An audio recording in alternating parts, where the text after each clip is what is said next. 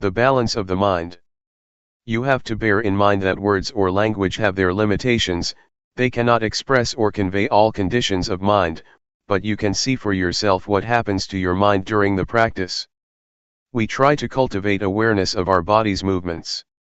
To do that we have to keep our minds in balance. If our minds turn outward, that is they are distracted by external conditions or overwhelmed by stimulated thoughts, we cannot have clear awareness. At the same time, if our minds turn too much inward, we are easily tense because we focus too much on trying to stop our thinking. This will not enable us to have clear awareness either.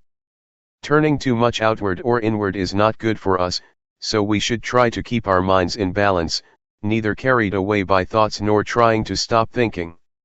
When I was a young monk practicing with Luangpor Teean, I practiced in a small cottage with closed windows and closed door.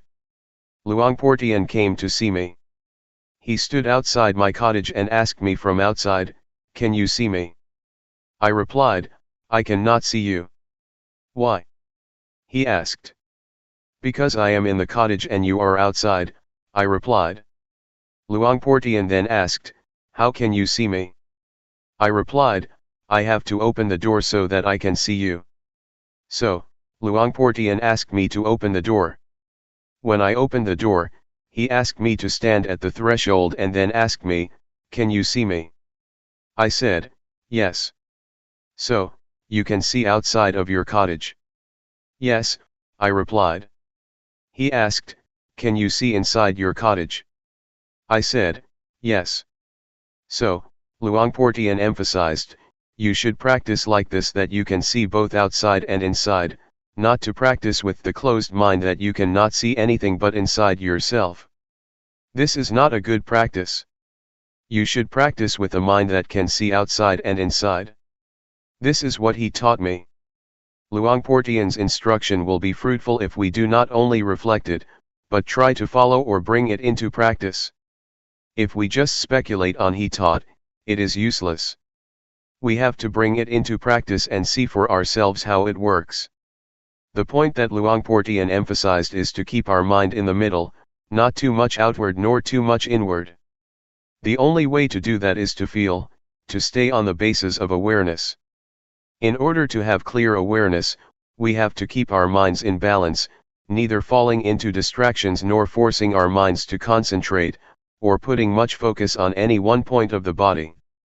To be aware is to see, to notice the heat, to notice the cold, to notice pleasure, to notice pain, to be aware when our minds become high, and also to be aware when our minds become low, not to fall or be overwhelmed by each opposite of our mental states.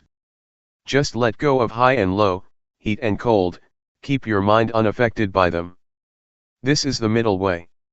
This is the path that the Buddha described, the middle way. Those who force the mind to concentrate on the body's movement, or try to stop thinking are what he described as, trying to turn inward. That is, trying to stop thinking, or trying to force the mind to focus on a particular point of the body's movement. It is easy to get physical problems doing that, you may find it difficult to breathe or feel your chest tense. In this situation, it will be more fruitful to turn our minds outward, to our surroundings. For example, for anyone who has such symptoms, or is tense because of an overly inward-oriented mind, I would try to persuade that person to notice his or her surroundings. That is to turn their minds outward so that it will be in balance.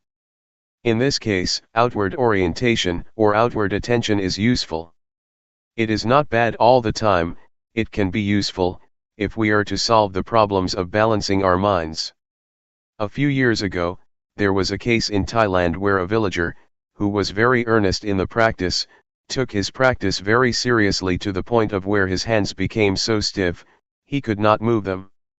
He did not show up for the morning chanting session which started around 4 o'clock, and I did not see him in the dining hall at breakfast time either.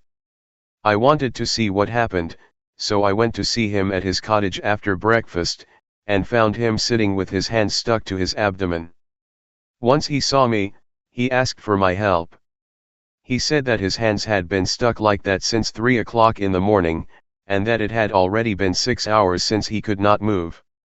He said he asked for help, gave blessings to the sentient beings, but it did not help. I know that his mind was turned too far inward. So, I tried to speak with him to push his mind outward, to involve him in outward conversation. I had a conversation with him in order to let his mind out of that situation. I asked him, "How many children do you have?" He replied, 3. So I asked, "Do you miss your children?" He said, "Yes." "How are you planning to help your children when they grow up?" I asked. He started telling me his plan for helping his children. Unconsciously, his hands fell down, and he did not even realize it, still talking, replying to me. A few minutes later, he found that, oh, his hands fell down. It happened because his mind became interested in something outside, his mind became balanced, and the problem of his hands was solved by itself. This is an example of how problems can be solved if we try to keep our minds in balance. So, please take advantage of whatever happens to you, whether it be distraction, tension, or repression. Do not feel it is useless. When you feel distraction, it is useful if you try to learn from it. You can learn a lot from whatever happens to you. So, make the best use of it. Do not feel bad when your mind is carried away by thoughts or feels scattered. It can reflect a lot about yourself and the nature of your mind if you pay attention to it. Take it easy, feel relaxed when you practice. For me, I have no problem sitting or walking for a long time without being tired, because I feel relaxed and I take it easy. Whatever happens to you, do not become fussy or frustrated. When you lose awareness, or when you become stuck in your thoughts or in your thinking process, do not be fussy about it. Just feel that it is all right and then come back to the awareness. With this kind of attitude you will feel comfortable, and will get through any kind of problem. You may face not only tension or frustration, but also drowsiness or anxiety. But if you take it easy with the effort, with the attempt to resist these tendencies, you will overcome all of them. Any questions? Question: You just mentioned that when you reflect you can understand more about yourself, but during the practice, aren't we supposed to not think and just be aware? Answer: Yes, at this time you need not to investigate. Just be aware of it, just see it, that is enough. You will finally understand the thoughts, so you need not investigate. Just being aware of them is enough. I would like to add that once you have a better understanding of yourself and your mind, you should be careful not to fall into the trap of knowledge. Just knowing that you know is enough. If you become excited with your knowledge, it can distract you or obstruct you from being aware of your body. Question: Does the knowledge obstruct because you are thinking too much? Answer: It is a trap. It obstructs the practice because when you know more and more you become fascinated by knowledge. When you know more and more, you tend to follow the flow of the knowledge and then you lose the practice of awareness. There is a possibility that insight will arise within your mind, wisdom, or insight into the nature of body and mind. You will have an understanding about wholesome, unwholesome, sin, and merit. You will understand the three common characteristics: impermanence, suffering, and no self. You will realize that you can be a monk in essence though you are a layperson. Some monks, after practicing and achieving such insight, exclaim that, "This is the first time that I feel as though I am a real monk. Just today I became a monk." Despite the fact that they had been ordained for many years, they felt that they were not monks until then. Question: Someone else suggested that, and I have tried it a couple times. After you practice a long time, you feel very well and calm. That is a good time to think about what you want to do in the future, because your mind is very clear at that point. Answer: there is no problem if you know when to finish.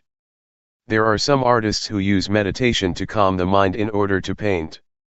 But I would like to say that meditation is not only for work, or solving practical problems. You should aim beyond that, to remove suffering. We should use meditation for a higher purpose than solving the practical problems of daily life. Just keep this in mind so that we can make the most of it. Do not try to achieve anything.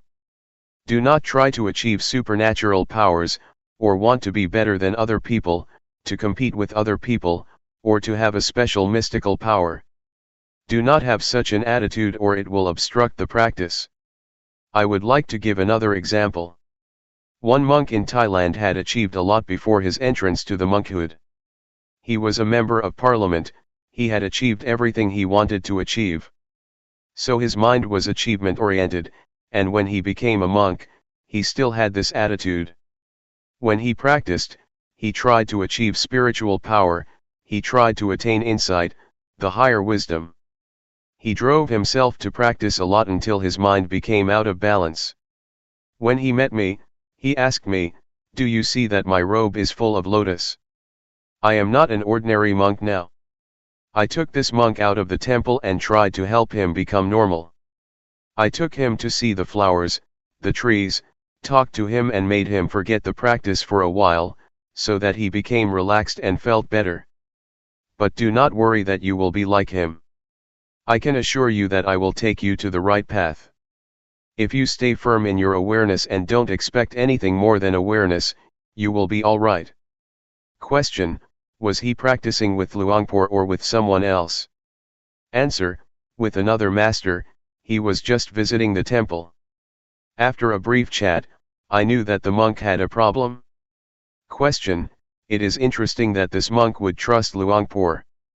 If they do not trust, the problem cannot be solved. Answer: it has nothing to do with trust. Because if we have the means to solve the problem, we just talk with him personally, and if we know how to help him get out of the trap that he is falling into, then we can help. In fact, this problem can be solved by itself, but it takes time, probably 10 days if nobody helped him. Question: I think maybe I am too inward in my practice, because when he told his interesting story I realized that all the tension in my back was leaving. After I went outward and listened to his story, I started to forget all about the pain. I still have a congested head, but I can see now that my back tension is releasing. Answer: it is okay. Whatever happens, do not be worried. You should learn how to solve the problem yourself. For example, when you become tense, try to look outward, see your surroundings and pay attention to them. This will help balance your mind. Question: I have noticed that when I go outside to walk around the pond, I feel more relaxed than I do in here. When I work in here, I feel more tense. When I work out there, it feels lighter to me. Answer: do not worry about whether your practice is right or wrong, do not try to achieve the right practice, just keep your mind relaxed and feel comfortable, going beyond anxiety or desire.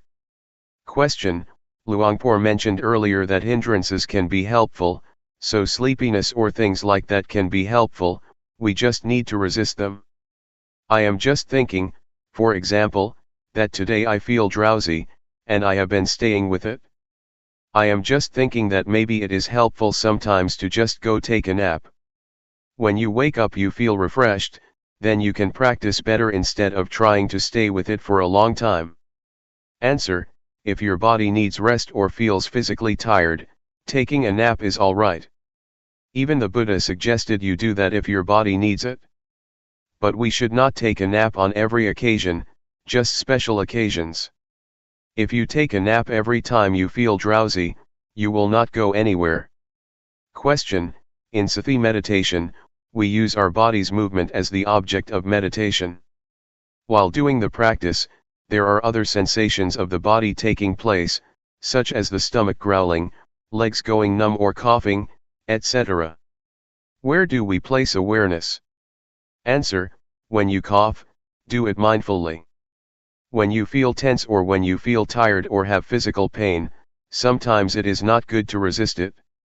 You have to reduce that pain by changing your position from sitting to walking, etc. You have to learn how to reduce this kind of suffering. It also depends on the case. For example, when you feel pain at your neck, you are aware of it, but you should not concentrate on or pay attention to it. You should just continue the awareness of your hands movement.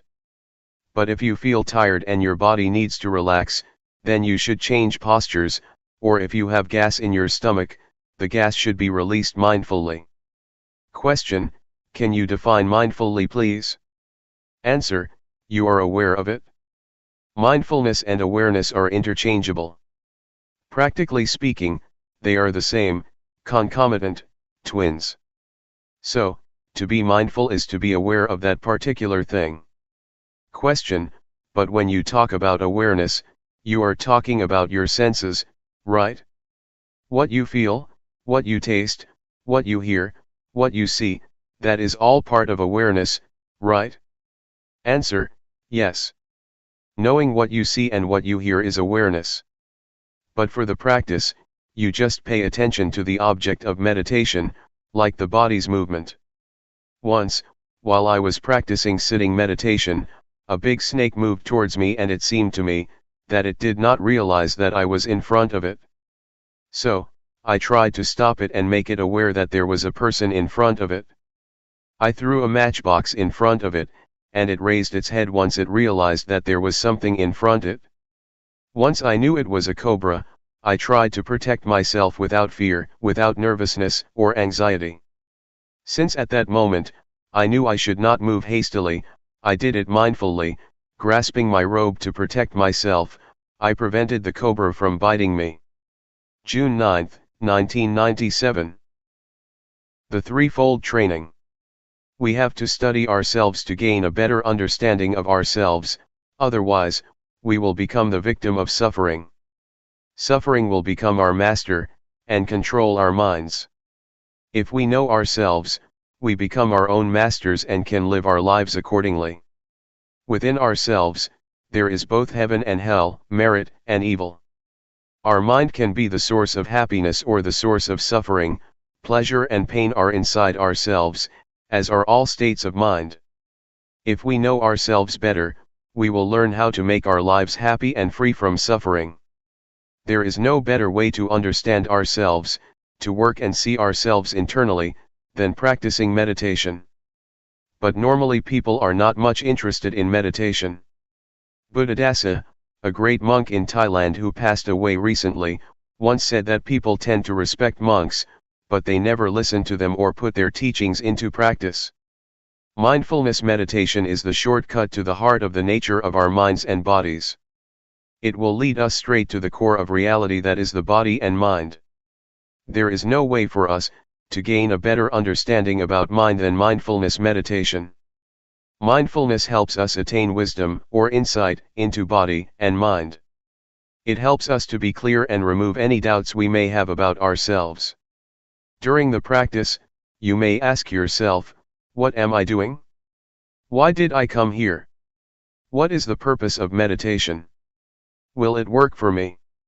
Or you may ask yourself, is there heaven or hell? These are all questions that I asked myself 30 years ago when I was still a layman. When I met Luangpor Teean, my master, he persuaded me to practice with him. He said that, all of these questions will be answered if you practice with me.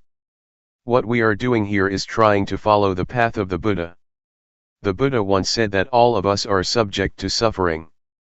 We have suffering in front of us. It has penetrated into the deepest core of our existence. Suffering dominates our lives, so we should be aware of it and try to find the way out of it. We come here to practice meditation in order to get rid of suffering. This method of practice enables us to see the reality of body and mind, to see how suffering is created. It is created from our attachments to body and mind. We are attached to anger or the many kinds of emotions, despite the fact that there is no real self in those emotions. That state of mind has no substantial reality. But we still cling to it, which leads to suffering. Mindfulness enables us to see clearly that our attachments create suffering and misery. It helps us see the body as it is, a combination of various factors. The fundamental elements that comprise the body are earth, fire, water, and wind.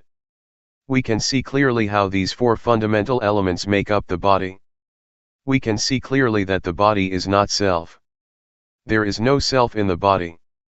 It is just the combination of these four fundamental elements. Meditation will also enable us to see the nature and conditions of the body. All questions about the body will be solved, and we will not have any questions anymore about it. The same goes for the mind. We will understand the mind with mindfulness. There are thousands of different mental activities of the mind mentioned in the Tripitaka, or the Buddhist canon. These can be understood by us, if our mindfulness is developed enough. During your practice, a lot of thoughts arise in your mind and you may often be disturbed by them. Once you know yourself clearly, you will see that suffering is caused by your attachment to thoughts and emotions. When we hear a noise, we react to it, we are attached to it, and we make judgments about it. The noise is good, the noise is bad.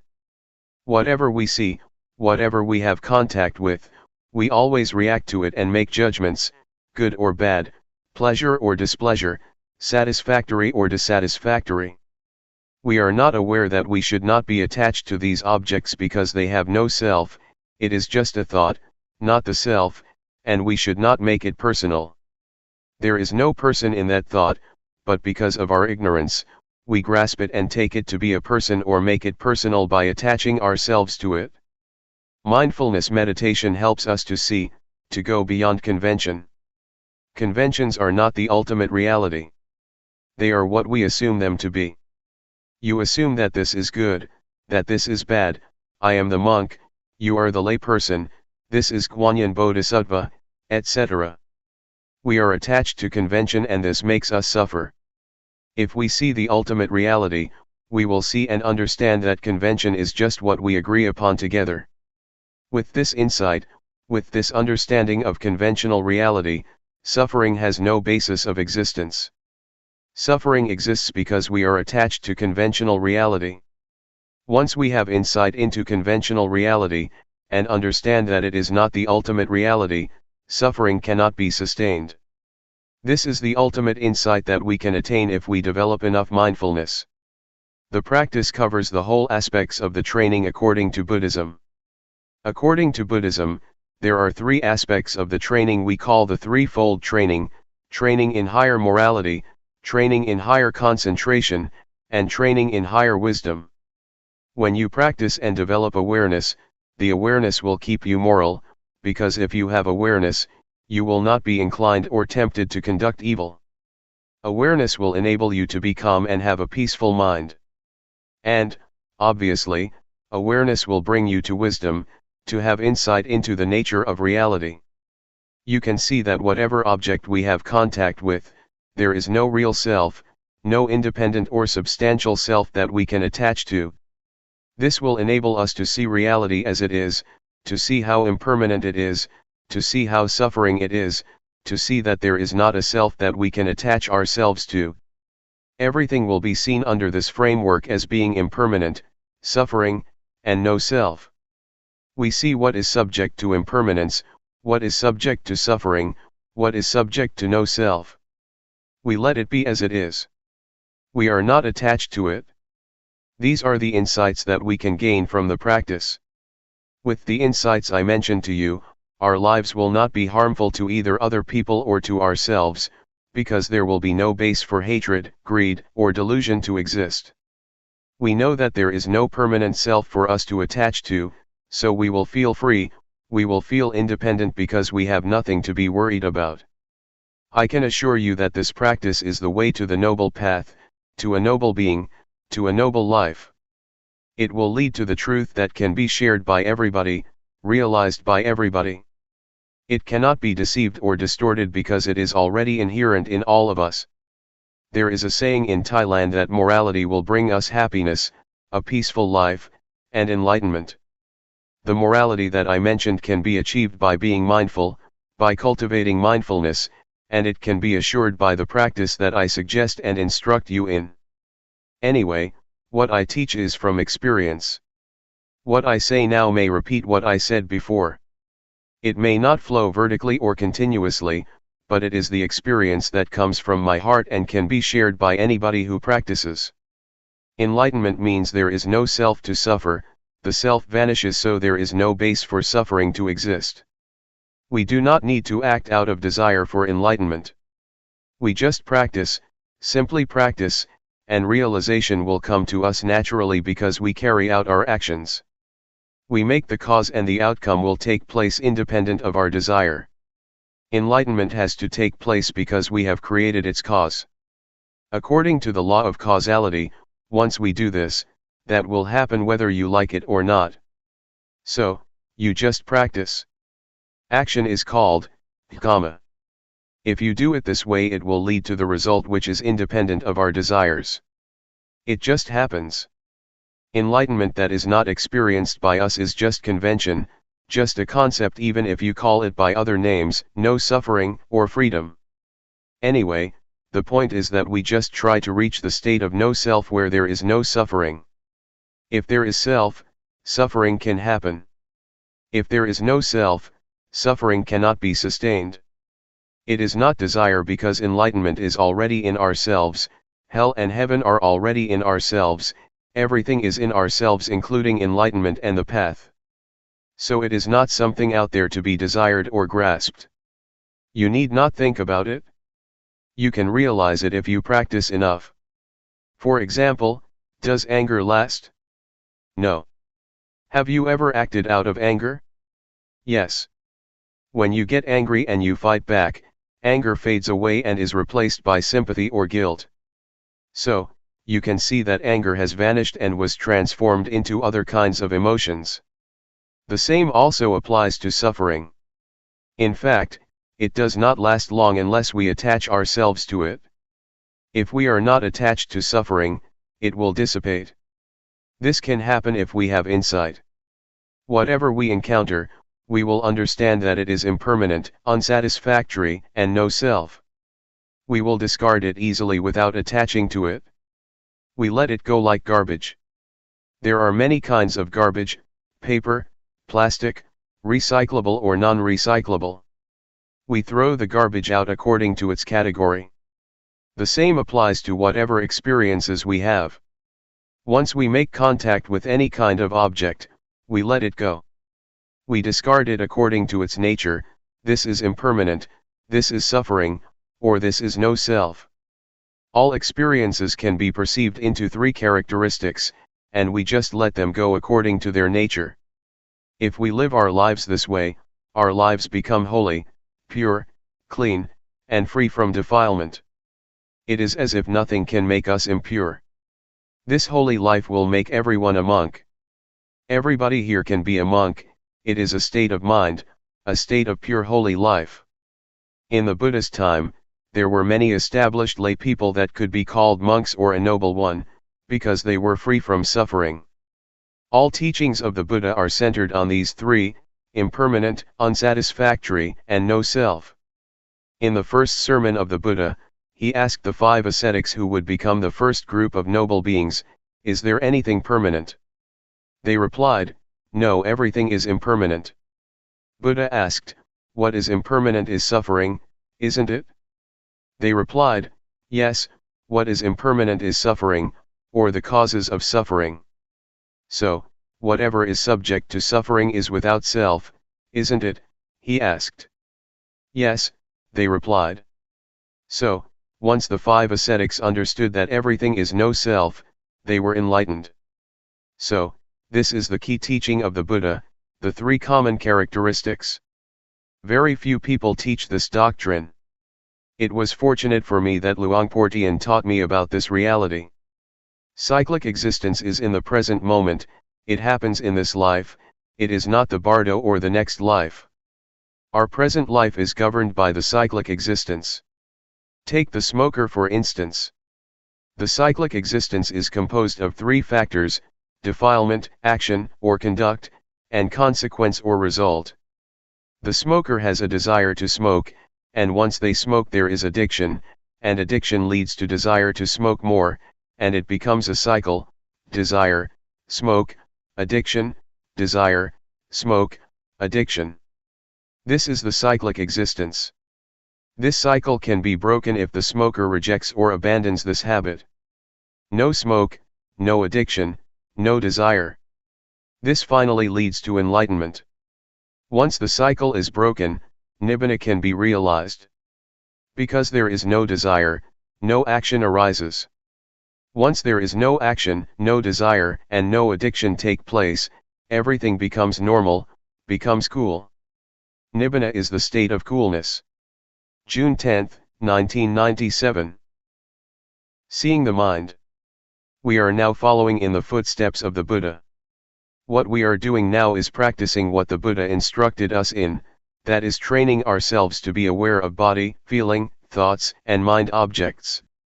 But we should learn how to do it properly, otherwise we may suffer because of the feelings, thoughts, or mind objects that arise. Our practice may be delayed or obstructed by a lot of things, such as thoughts. In fact, what we should do is just be aware of them, but sometimes we act upon them, and thus another kind of thoughts arises. It is a kind of dual or two layers of thoughts. We act upon creating more thoughts. It is not the primary thoughts that create suffering for us, but the secondary thoughts. This reaction or response to thoughts makes us unhappy and will delay our practice. So, please avoid reacting to thoughts, just be aware of them, and then let them go. In Thai, meditation practice is called Hapathibat. Hapatha means to return. What we are doing now is returning, bringing our minds back home. We tend to be driven by emotions, thoughts, feelings, and elemental conditions. They drive our minds away from home. So, we have to bring our minds back home. This means we have to resist, to go against the stream of habit, go against the stream of thoughts or emotions. Normally, we tend to follow our thoughts, but now we try to resist them, to go against habit, and return to awareness. Awareness is our home. We have to turn our minds back to awareness, to bring our minds back home. Awareness is the point of reference. It is like a pillar that we have to grasp firmly, in order to return and not be driven by any kind of mental conditions. Mindfulness meditation covers two kinds of meditation, namely, calmness meditation and insight meditation. The point is to be aware of the body and to be aware of the mind, to be aware of feelings, thoughts, and mind objects. It does not mean that you have to stop your thoughts, just see them, simply know them. When you think or when thoughts arise, just be aware of them, whenever thoughts arise, just be aware of them, no matter how often they arise. It does not matter if you have a lot of thoughts, but the point is that once one arises you are aware of it. If you have 100 thoughts, you should be aware of all 100 of them. It is not how rarely or how frequently you think, but how often you can be aware. This is what we call self-awareness, to be aware of our own thoughts. This is what Luangpor Teean emphasized. Do not be worried if you have a lot of thoughts. What you should do is be aware of whatever or whenever thoughts arise, that is all. That is the practice. If we want to attain calmness or peace, we may try to stop our thoughts or stop the thinking process. This will lead us to the calmness meditation. It will bring us only calmness and peace to our mind. This practice is like putting a stone on top of grass. The grass cannot grow. But once you move the stone, the grass will grow again. So, this kind of calmness meditation is beneficial only when you practice it. When you stop practicing it, your mind will be the same as before. So, we are not going to do that. What we are going to do is not to stop thinking but to be aware of it, to be familiar with our thoughts. The more we are aware of our thoughts, the more we are familiar with them. We will be so familiar with them that we can point our finger at them, and tell them that we will not be their victims again. We will not follow them again. This is what we are trying to do, to understand our thoughts clearly and directly, knowing that they are only the concocted or compounded beings that deceive us. But once we know this clearly, they cannot deceive us anymore, and we become their masters. We will understand that thoughts are not self, they are just the result of the concocting mind. Many practitioners or meditators may at one point be overwhelmed by various kinds of thoughts. It is like an army of thoughts is bombarding your mind. You may encounter this experience. You may feel bad, but if you keep being aware of whatever thoughts that arise, at a certain point you will suddenly become face to face with the thought. You will see clearly that it is not self, that it is not yours. The thought is there, but we do not make it personal anymore. It is not me and mine, it is not my thought, the thought is not me, it is out there, and we are not going to identify with it anymore. At that point, the thought will have no foundation to stand on to exist. It will vanish, it will dissolve. All thoughts will be dissolved instantly. This is what I call victory of the practitioner. I experienced this kind of victory, and there is nothing else except this kind of victory. I cannot explain more than this, but to ask you not to be discouraged by being bombarded by a lot of thoughts. Keep firm, stay with the awareness, with the knowingness, and then you may be able to overcome it. If you follow my instruction and are aware of body, mind, feeling, and mind objects, all of you will go straight to the target, to the end. So, keep knowing these four aspects of reality. You will gradually understand the nature of these realities, and you will be able to realize that once you hear a sound, it is just a sound you hear. Once you see a form or an object, you just see it, no more than that. So, the body, feeling, mind, or mind objects will not be able to trap you. You will not be subjected to their influence anymore, and you will be able to see these four aspects, these four kinds of realities, the way they are. There is no more than that. Take feeling, for example. If you are not aware of it, once one arises, it will not be just a feeling. It will be more than that. You will judge this feeling. Is it good? Is it bad? A lot of convention, a lot of values will come into play because you are not aware of the feelings. This is good, this is bad, this is desirable, this is undesirable. So, many kinds of values and judgments come into play, and there will be no end. The same is true of mind or thoughts. If you are not aware of them, you become judgmental and will go on and on, endlessly. So, just be aware of them and they will be finished, it will be ended. Feeling will be just feeling, emotions will be just emotions, and mind objects will just be mind objects, and no more than that if you are aware of them. So stay firm, stay only with awareness, and do not push yourself too hard. Just feel free and do not be worried. If you cannot do it, if you cannot be aware of it, that is okay. Do not feel bad for yourself, do not feel regret, oh, I made a mistake. No, just forget it, just go ahead with your practice. Eventually you will realize the truth through awareness. With awareness the truth will reveal itself.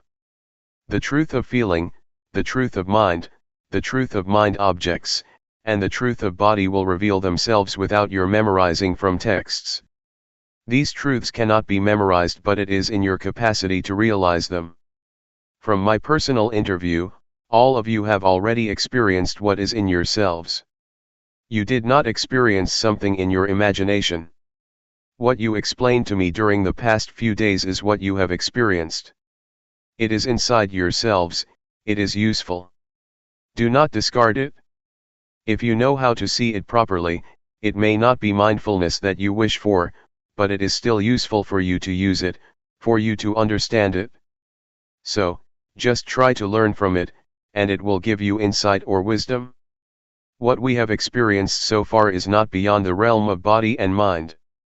This is the physical body, and feelings, thoughts, and mind objects are in the realm of the mind. So you did not experience something out there. It is already in your body and mind. Try to make use of it skillfully. Luangpor Teean told me that the training of the mind is to see the mind, To look into it, not to seek for calmness of mind. Just see it, just be aware of it, and you will have proper mental training. Since your experience is not beyond body and mind, you do not experience something out there. You experience what is already in yourselves. So, just feel free, feel relaxed and know that you have done nothing wrong. But if you see the image of hell or heaven out there, if you smell odor out there, if you see a vision of angels or a deity out there, you are traversing the wrong path. Please come back. Just try to see, be aware of what is already in your body and mind. That is all. Do not look beyond that. What you have already done may be called meditation, observing the precepts, or earning merit. The meditation you practiced has already covered what I just mentioned. When you practice meditation here, your mind becomes normal, that is sila, or morality. It means normal, normal in conduct, normal in deeds. If you feel calm and peaceful, that is wholesomeness, or husala. If you know how to be free from your thoughts, that is wisdom, even if you suffer because of them, as long as you learn from them, you have gained wisdom. It is knowledge. It is not necessarily negative. When you practice, you do not do anything harmful to yourself nor to anybody, which means you have already kept the precepts, observed morality. So, morality, concentration, wisdom, wholesomeness or merit, have already been developed from your practice. Please learn how to transform undesirable thoughts, and whatever suffering you may experience. Do not let thoughts make you suffer. Try to adjust your mind, try to change it to be wholesome and happy. You have to learn by yourself to solve your own problems, and if you keep solving your problems, you will have what we call wisdom. You will learn that you are your own master, you will know that your own self is your refuge, and this is the ultimate truth that everybody should understand. There is no refuge other than oneself. Any questions? Question: whenever there is a thought, you suffer because you develop more thoughts. Thoughts that stem from intentional thoughts are okay, I think. For example, if during the practice, you have a thought and know that you cannot improve yourself based on it, then you come up with something of how you want to improve it. Answer: yes, if it is a skillful thought, it will lead to wisdom. We should learn from thoughts without suppressing them, that is what we call wisdom or insight. Wisdom can be obtained when body and mind are free of disturbance. Now, we are already here, and our bodies are far away from annoyance or disturbance. If our minds still think about this and that all the time, about sensual pleasure, about sensual happiness, the Buddha compared this situation to a log that is on the shore but is still wet. You cannot make fire with this wood.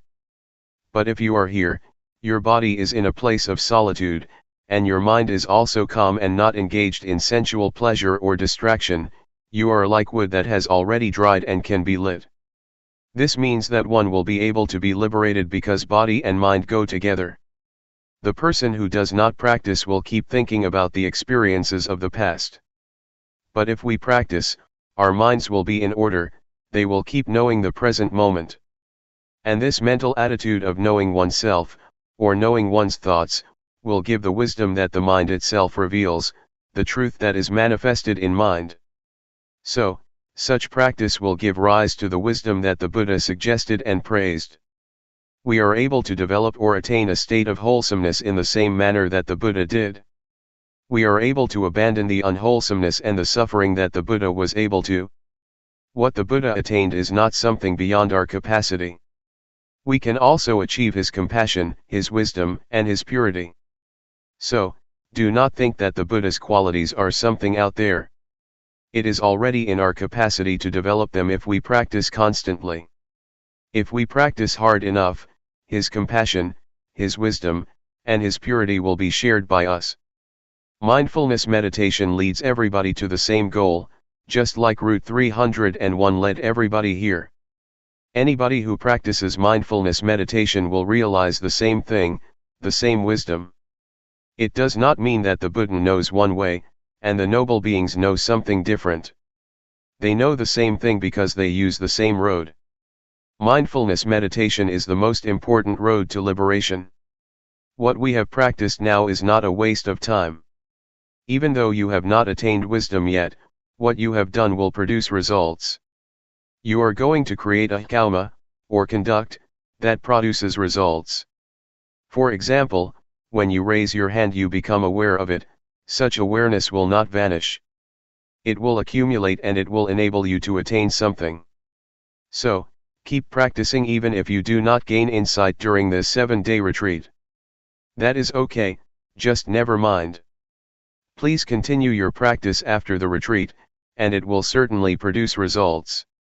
Question: could anyone reach liberation during this lifetime?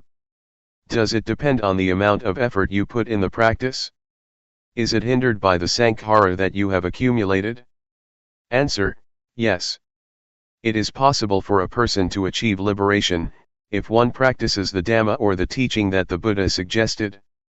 That is to develop or train in a higher morality, in higher concentration, and in higher wisdom. We are capable of reaching that point. It is not necessarily obstructed or hindered by past actions. If we practice in the present life, we are able to liberate ourselves. I would like to ask you, is there tomorrow? The teaching of the Buddha is full of marvelous characteristics. It is what the Buddha practiced by himself, and it is beyond time. It can produce results beyond the limitations of time. It is what one can realize by oneself, and it can be achieved by anybody with no limitation, and only the practitioner will realize it. You cannot practice it for other people. This is what the Buddha said. There is tomorrow, but we do not know what the chances are for tomorrow, and we cannot do anything about tomorrow. What we can do is today. The past, or yesterday, is already gone and we cannot do anything for the past. What we did in the past is already in the past, we cannot do anything else now. So only today can we do something. Please try to make an effort to improve today. Do not pay much attention to tomorrow or to yesterday. Question: can we teach what we have learned to other people? Answer: we teach and we share what we already have. If we are compassionate enough, we teach compassion. If we are kind enough, we teach kindness. So you share what you have already attained or teach it to other people.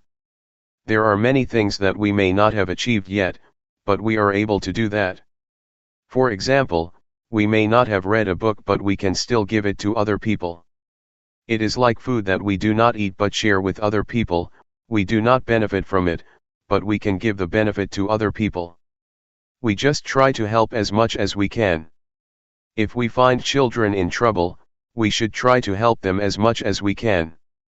There are many levels of Dhamma. If you live your life according to the moral precepts, you do not harm anybody, you do not kill, you observe the 5 precepts, you have already attained some level of Dhamma. So you can teach if you behave properly. But for the higher levels of Dhamma, one has to attain some level of insight in order to teach other people, but in reality nobody can teach anyone, we can only teach ourselves. Question: I have a question on seeing thoughts. Over the years, I have been practicing, worrying over the quality of thoughts. Thoughts can be strong and there may be many thoughts coming. I am wondering, if, over time, as I keep practicing, will the nature of my thoughts change so they are not as strong, not as quick, or will you just see the thoughts and they will improve? Answer: yes. The unintentional thoughts or undesirable thoughts that cause suffering will change. Their nature will change if you keep looking at them, and at the same time you may be more adept at looking and seeing. Your capacity to look and the nature of thoughts will both change, and your unintentional thoughts will improve. Everything is subject to change, even hatred, greed, and delusion will change if there are sufficient factors to produce the change. It is the law of nature that everything is subject to change, because everything depends on various factors. Luangpor Teean once made an analogy of the state of enlightened mind. An enlightened mind will not hold on to or attach to sensual pleasure, or anything that causes suffering. You just let it pass, let go of it. But if you are an ordinary person, you just grasp this greed, hatred, or sensual pleasure. Even if this is the anger which causes suffering, we still grasp it, and we enjoy it, enjoy getting angry. So, this is the mind of general people who never practice, they cling to happiness and suffering. People do not turn away from suffering, they cling to it and do not let it go. I ran a summer camp. The small novices had a quarrel and wanted to fight with each other. I tried to keep them from kicking and striking each other, but they still wanted to punch each other. They wanted to preserve the anger, they clung to it and would not let it go. So, this is the state of ordinary minds, of ordinary people.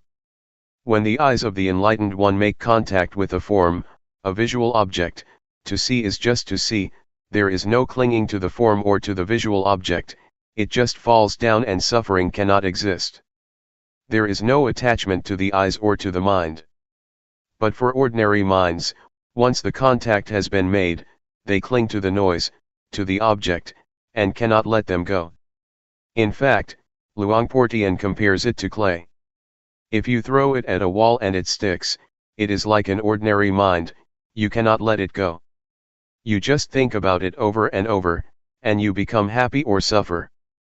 But for the enlightened mind, it is like dried soil, you throw it and it never sticks to the wall but just falls down.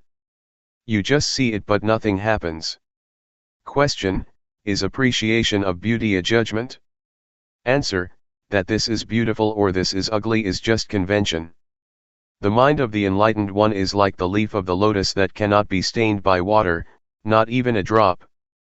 The enlightened beings live in the world but cannot be stained or polluted by the world. They do not cling to the world. They are beyond the world, but they live in the world.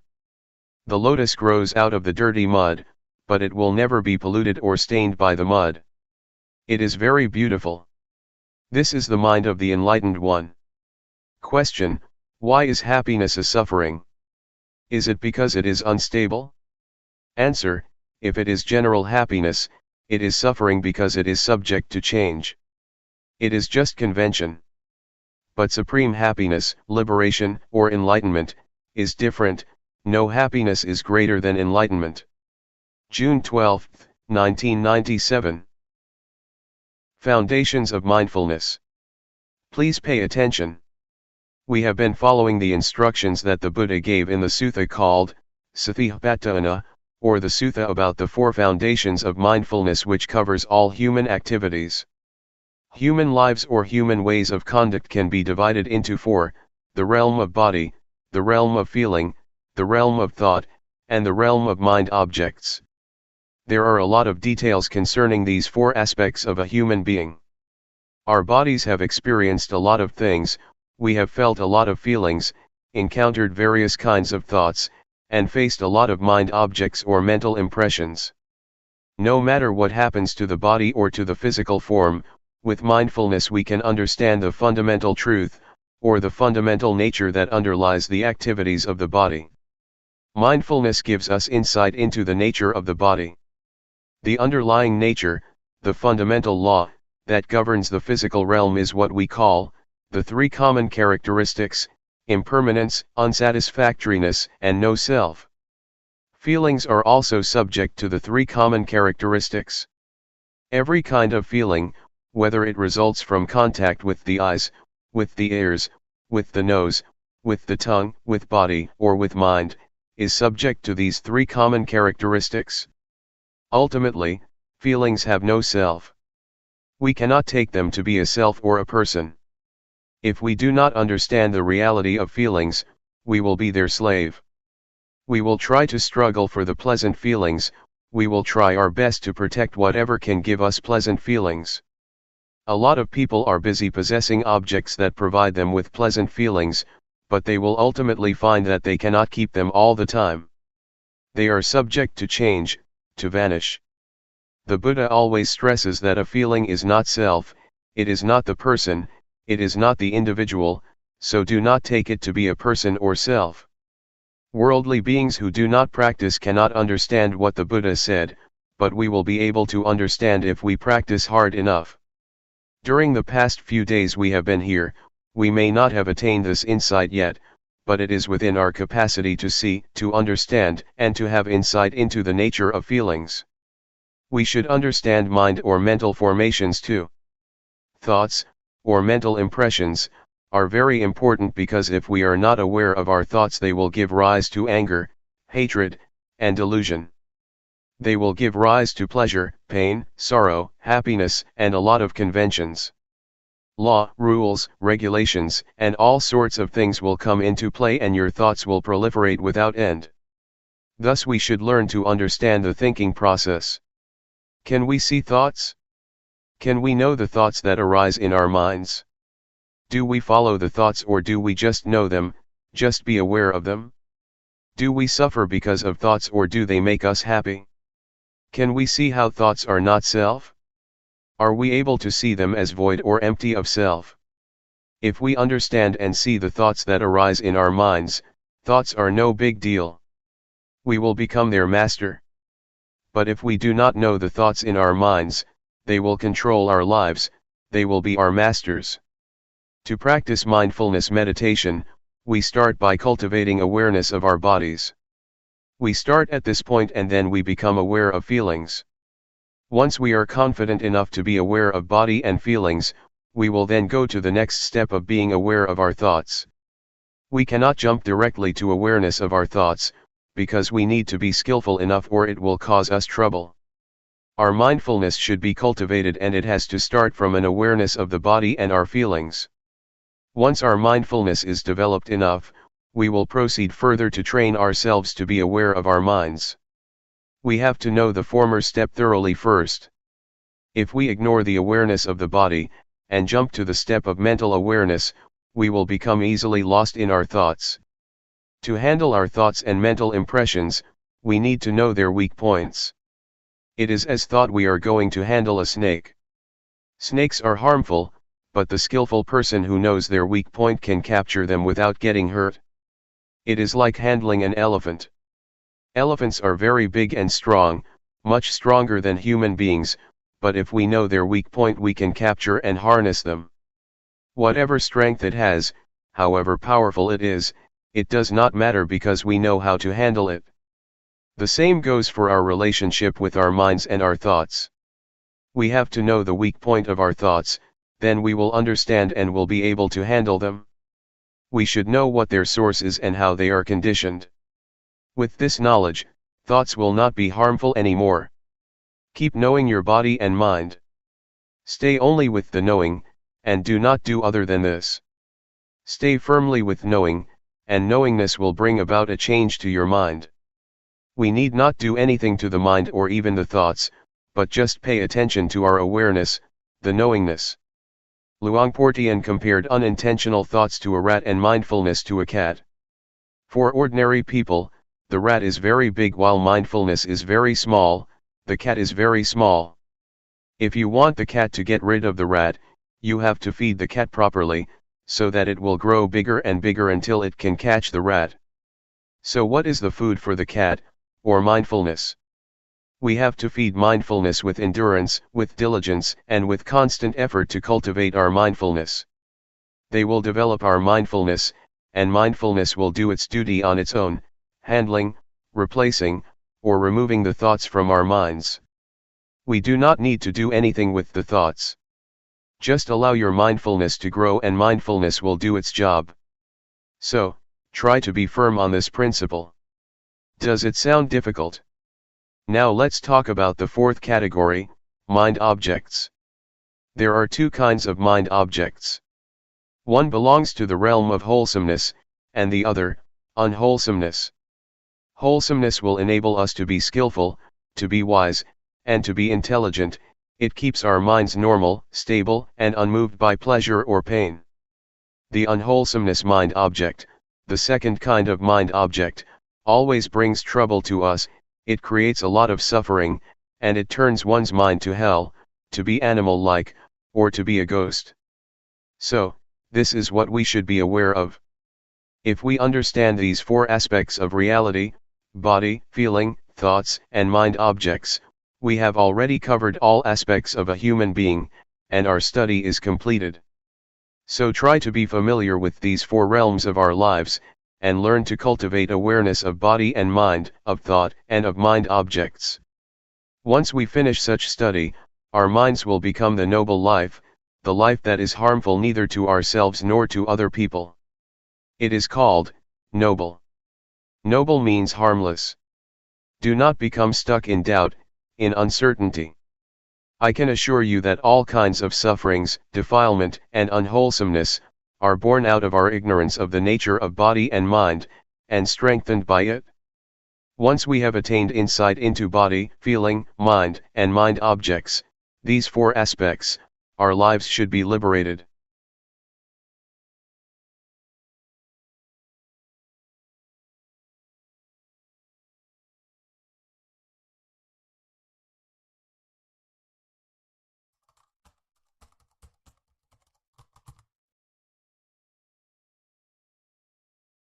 May all beings be at ease, whatever living beings there may be, whether they are weak or strong, omitting none, the great or the mighty, medium, short or small, the seen and the unseen, those living near and far away, those born and to be born. May all beings be